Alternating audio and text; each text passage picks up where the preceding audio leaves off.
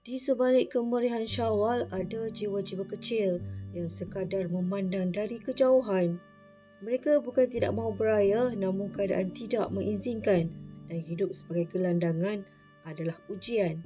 Dan bagi mereka yang masih kecil, ujian itu datang tanpa mereka pilih. Dania 13 tahun hanya mahu sepasang baju raya dan pakaian sekolah baharu. Namun dalam kehidupan yang serba kekurangan, permintaan itu lebih sukar dipenuhi daripada yang disangka. Katanya walaupun beraya tanpa sebarang persalinan baharu, dia, ibu dan adik-beradiknya tetap meraihkan Aidilfitri.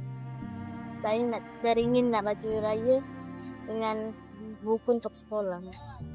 Saya beraya dengan kakak, adik, mak, nenek saya. Sementara itu, sejak kecil Irman 12 tahun tinggal bersama neneknya, Sinak Dumawil 65 tahun selepas bapanya hilang tanpa jejak, meninggalkan dia bersama 4 adik-beradiknya yang lain. Malah katanya dia tidak berasa sedih walaupun tidak dapat meraihkan lebaran seperti rakan seusianya yang lain. Dengan ibu, ayah tak ada. Ayah pergi ke mana? Dari kecil diorang. Ayah menghilangkan diri. Mana ayah tak ada lah. Sejak lahir? Ya. Setiap kali raya sedih tak? Rasa nak jumpa ayah tak? Ya. Lama, selalunya tiap raya kita datang sini. Datang sini sebab kita tahu di sini memang banyaklah yang orang bagi-bagi ni untuk persediaan raya. Segi baju yang sudah terpakai. Ada juga yang bagi duit raya untuk budak lah. Yang mak-mak tak adalah dia bagi kan.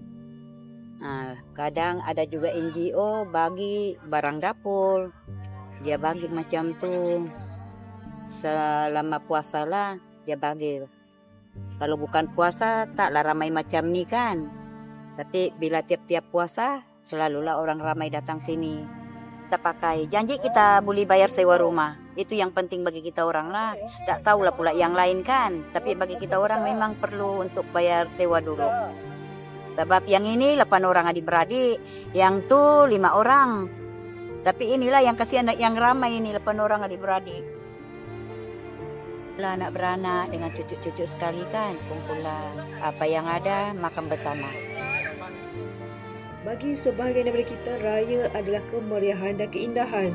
Tetapi bagi anak-anak gelandangan, raya hanyalah satu lagi hari yang perlu dilalui dengan harapan bahawa mungkin suatu hari nanti nasib akan berubah.